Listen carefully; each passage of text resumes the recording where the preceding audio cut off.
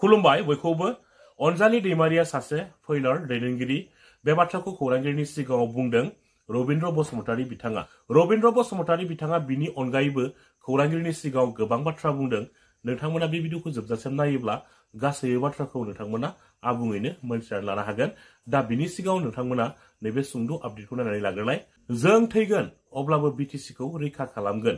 बिटिसिखौ बासायनांगौनि सार्थआव जोङो दिनै सान हर खामानि मावबोगासिनो दङ होननानै खौरांगिरिनि सिगाङाव बुंदों कास्टम बसुमतारी बिथाङा। जों थैगोन अब्लाबो बिटिसिखौ रैखा खालामगोन। बिटिसिखौ बासायनांगौनि सार्थआव जों दिनै सान हर खामानि मावगासिनो दङ। जों थैगोन अब्लाबो बिटिसिखौ रैखा खालामगोन। बिटिसिखौ बासायनांगौनि सार्थआव जों दिनै सान हर खामानि मावगासिनो दङ। बे बिटिसिया गोबां मुंख्लं जानायनि उनावसो मोननाय बिटिसि। बे बिटिसिखौ जों खोमानो हाया। ओंखायनो जोङो बे बिटिसिखौ बासायनो थाखाय जोङो सान हर रायजो राजा बिथांमोनखौ खावलायदों। बिटिसिया थांनानै थायोब्लासो फिसा हौवा फिसा हिन्जावा साख्रि मोनगोन। बिटिसिया थांनानै थायोब्लासो हाया रैखाथि जागोन। बिटिसिया थांनानै थायोब्लासो जोंनि सिनायथि जोंनि राव हारिमुआ थांनानै थागोन। ओंखायनो बिटिसिखौ बासायनांगौनि सार्थआव जोङो सारा बिटिसियाव गिदिंबाय थादों। आरो मानाव गेदेर हाग्रामा महिलारि सारनि सानस्रि आरो सान्थौ बिटिसि ओनसोलाव जौगानाय नांगौ। बिटिसियाव सान्थि नांगौ। आरो बिटिसिनि साफ्रोमबो मानसिफोरनि जेंनाफोरखौ सरकारा जेरैबायदि हायो सरकारनि मददजों साफ्रोमनिबो मानसिफोरनि जेंनाखौ जों सुफुंनो नांगौ। बिटिसियाव जौगानाय नांगौ। आरो बिटिसियाबो गुबुन गुबुन हादोरनि जेरै हायद्राबाद, मुम्बाइ, दिल्ली, गुवाहाटी, कलकाताफोरा जेरै जौगानाय जाहाथे बिटिसिखौबो जों बेबायदि जौगानाय खालामनो हायो। जाहाथे बिटिसि ओनसोलावबो गुबुन गुबुन भारतनि मानसिफोरा बिटिसियाव जाहाथे बेमार नायजानो थाखाय जोङो बिटिसियाव बेस्ट हस्पिटाल जों लुनो नांगोन। मानाव गेदेर हाग्रामा महिलारि सारनि लुबैनाय बेनो बिटिसियाव बेस्ट हस्पिटाल जेरै चेन्नाइआव मानसिफोरा बेमार नायजानो थाङो बिटिसियाव जाहाथे जोंनाव बेमार नायजानो फैयो। जेरै दिल्लीआव शिलंआव मानसिफ्रा फरायनो थाङो बेस्ट इडुकेसन दं होननानै मानाव गेदेर हाग्रामा महिलारि सारनि दैदेननायाव जोङो बिटिसियाव बेस्ट इडुकेसन इनस्टिटिउसन गायसननांगोन जाहाथे जोंनि फिसाफ्रा फरायगोन बिटिसिनि आरो गुबुन गुबुन मानसिफ्रा बाख्नायनो गोनां जायो। थां बिटिसियाव बेस्ट हस्पिटाल दं। थां बिटिसियाव बेस्ट इडुकेसन इनस्टिटिउसन दङ।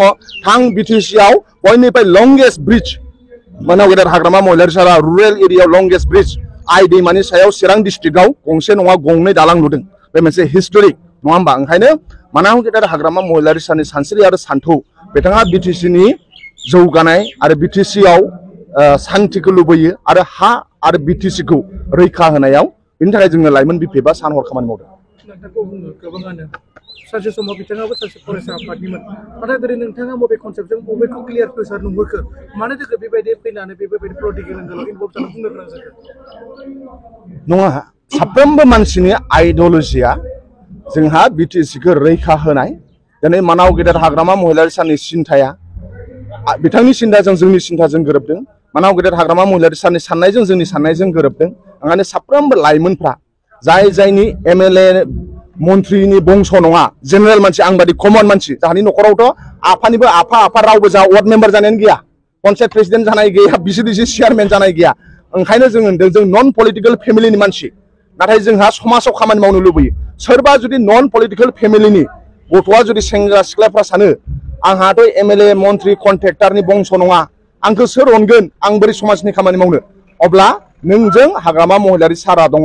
नों जुदि समाजनि खामानि मावनो सानोब्ला नोंखौ हाग्रामा महिलारि सारा अनगोन।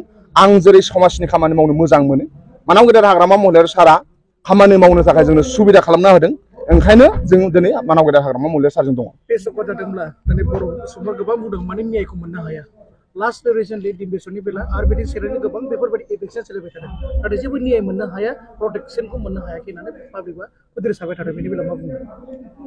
जोङो होनदों मिथिबायना, लिडारा मोजां जायोब्ला नोंनि लामा दालां जागोन। लिडारा मोजां जायोब्ला नोंनि दुखुखौ शेयार खालामगोन।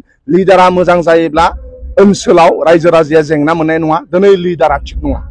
ओंखायनो दिनै जेबो मोनाखै, ना फरायसाफ्रा साख्रि मोनदों, ना सोरबा न्याय मोनदों, ना भेन्सार स्कुला सरकारि जादों। ओंखायनो लिडारा मोजां जानांगोन। जाय सासन खालामदों बे मोजां जानांगोन। ओंखायनो दिनै रायजो राजानि दुखुआव जाय इउपिपिएलआ दैदेनदों बिथांमोना रायजो राजानि दुखुखौ जेबो केयार खालामा, सेंग्रा सिख्लानि दुखुखौ जेबो केयार खालामा नङा होमबा?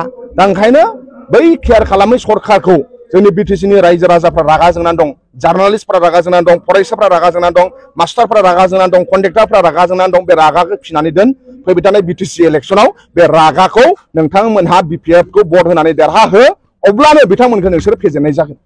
एडिआरनि साख्रिनि बेलायाव मा बुंनो सानो? बिटिसिनि जिखिनि जानो गोनां बे स्टेटआव थांबाय होनना बुंदों, आरो बे सेलेक्सननि भटआ माबोरै जागोन बेखौ गोबां सिन्था खालामदों, मा बुंनो?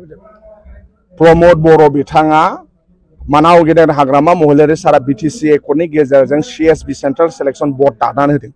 बे सेन्ट्रेल सेलेक्सन बर्डखौ 3 सोबागारा बिथांमोना सिमफायनो नागिरदोंमोन आरो बिथांमोना सेन्ट्रेल रिक्रुटमेन्ट बर्डसो खालामनो नागिरदोंमोन। दा दिनै हाग्रामा महिलारि सारखौ बिथांमोनहा मेगन सानानै CSB बेखौ रिकगनाइज खालामालासिनो सेन्ट्रेल सेलेक्सन बर्ड दानो नागिरदोंमोन, लास्टआव हायाखै। दा CSB आनो जाफिनबाय। प्रमद बर'नि अहंखारनि थाखाय, प्रमद बर'नि गोजौ थाखोनि माने फिउचारखौ बिथाङा बुजिस्लाबनो हायैनि थाखाय, बिथांनि अहंखार आरो बिथांनि गोजौ थाखोनि साननो रोङैनि थाखाय जोंनि बिटिसिनि लाइमोनफोरा बे 4 बोसोर 5 बोसोराव साख्रि मोनाखै होननानै आं सानना लायो। नाथाय दुखुआ नैबेहायसो, आं रबिन्द्र बसुमतारी हिसाबै आंखौ बे गोदान पार्टियावहा जयेन जादों होननानै बुंनायखौ आङो गावखौनो बिराद दुखु मोनदों। खारन आं सानदों बिथां अनजलि दैमारिनि दैदेननाय बे आफादखौ बुङालासिनो बबेबा मोनसे पलिटिकेल पार्टिखौ बुंबा आं एसे गनायगौमोन। मानो होननानै आंहा अनजलि दैमारिनि दैदेननायाव जेबो बिसास गैया। खारन अनजलि दैमारिया सासे फैलार लिडार बर' हारिनि थाखाय। खारन बिथांनि मावलांनाय जिखिनि खामानि जों नुबोदों, बिथांनि बे मावलांनायाव जोङो खुनु दिना देरहानाय नुफेराखै। आरो बेनिखायनो बेबादि फैलार दैदेनगिरिजों कम्पेयार खालामनानै जोंखौ बे आफादाव बे पार्टियाव हाबदों होनना बुंनायावसो आं बांसिन दुखु मोनदों। खारन जों सानो अनजलि दैमारि बिथाङा जि मोनसे पार्टि दादों, डेम'क्रेटिक राइटखौ लाना दादों, नाथाय बेसेबां साक्सेस जागोन जोंहा सन्देह दङ। आरो बिजोंहाय जोंनि ओनसोलाव राजनितिक मोजां बिसार होनो हागोन होननानै आंहा फोथायनाय गैया। बेनिखायनो बे गोदान पार्टियावहा आंखौबो जयेन जादों होनना बुंनायखौ आङो माब्लाबाबो गनायनो हाया। आरो आङो जाय बुंग्रा बिथांखौ आं धिक्कार होदों आरो आयेनगत भाबै बिथांनि सायाव बिसार खालामनो थाखाय आङो आयेनखौ खावलायदों।